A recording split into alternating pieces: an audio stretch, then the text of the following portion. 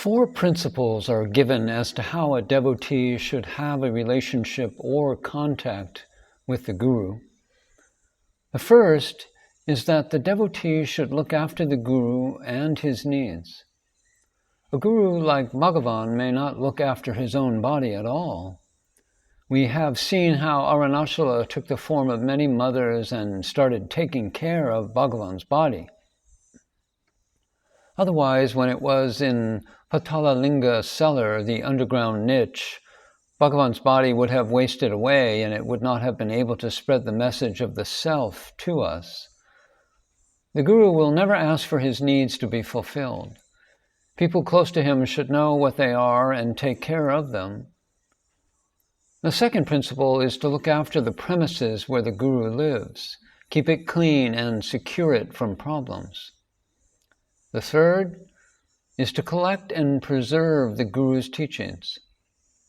The fourth is, after having done all this, or while doing one or all of these, the devotee should put the teachings into practice and attain the truth, and also help others attain it.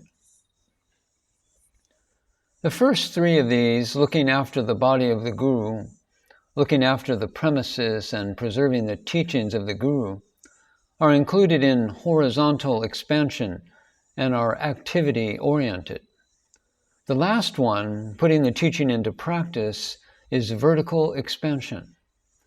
Bhagavan very compassionately, patiently, and silently sat in the ashram 24 hours, giving equal importance to horizontal and vertical expansion. Those who were involved in the activity of preserving the rights of the ashram, printing books, or collecting Bhagavan's teachings, might have served only in horizontal expansion. But Bhagavan bestowed upon them too the blessing of vertical expansion, the attainment of truth. Chinna Swami's life should be seen in the light of these 4 principles. Chinna Swami assumes great importance because he concentrated exclusively on the first 3 principles. He was needed because he looked after Bhagavan's body and Bhagavan's needs. Mistakes might have been made. However, a constant 24-hour-a-day, 7-day-a-week attention had to be given. In this way, he contributed to the preservation, maintenance, and continued presence of Bhagavan's body for all of us. Secondly, he had to fight to preserve the property of Ramanasramam. It is because of him that we can conveniently stay there now. He also religiously collected Bhagavan's written works. When Bhagavan was up on the hill in Virupaksha cave and Skanda ashram, most of his writings, which were on small slips of paper, were lost. Bhagavan himself admitted this. After coming to Ramanasramam under the management of Chinna Swami, not a single word that Bhagavan wrote has been missed. Since Chinna Swami attended very scrupulously to the first 3 principles, and had therefore no time to spend on his individual sadhana, Bhagavan bestowed his blessings on him. In his last few days, he expiated for all his mistakes.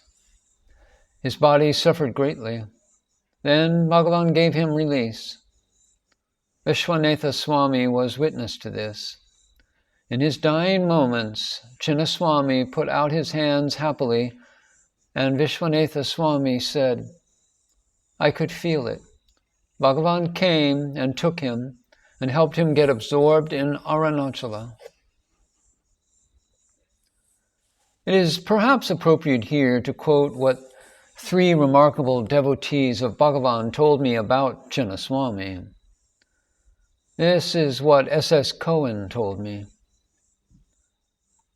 Chinna Swami joined the Master in 1917 at Skanda ashram, with a view of dedicating his life entirely to the service of Bhagavan. In 1930, he was made the Sarvadakari of the ashram and managed its temporal affairs. Since then, and up until his death in 1953, he worked tirelessly and with exemplary devotion for the welfare of the ashram.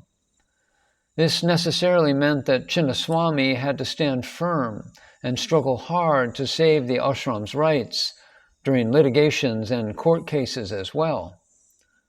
The present Ramanasramam and all its contents owe their existence entirely to his labor and iron determination.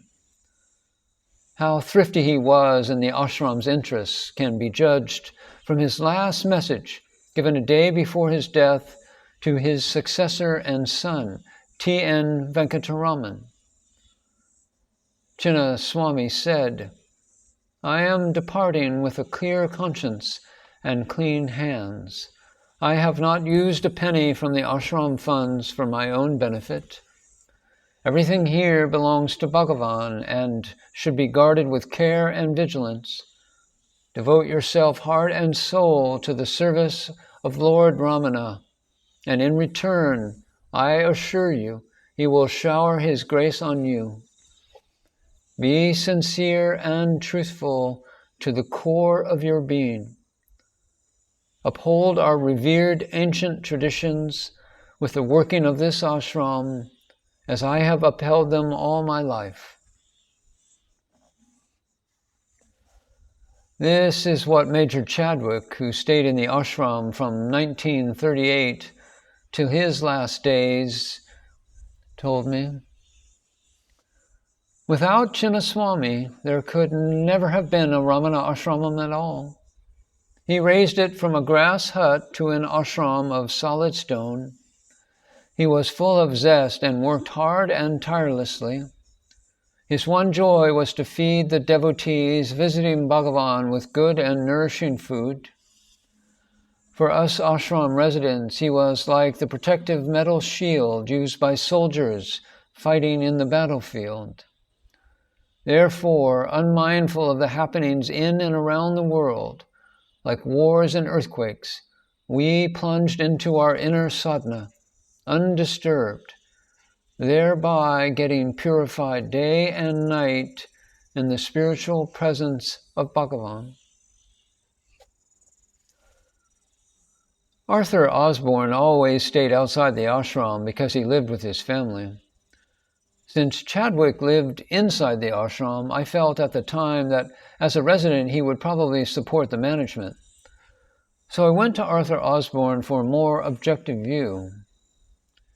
And Arthur Osborne told me, "For me, there can never be a better management than that of Chinna Swami, for he was my gracious master Sri Bhagavan's choice. In his devotion to Bhagavan, he did not evaluate Chinna Swami's management.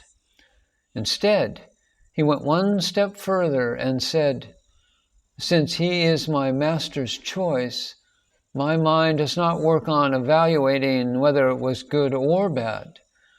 There simply cannot be a better management for me.'" With great reverence to Chinna Swami, I want to share some of his unique achievements. Bhagavan's birthplace at Tiruchuzi is a very sacred place, and it was lost because it was auctioned off.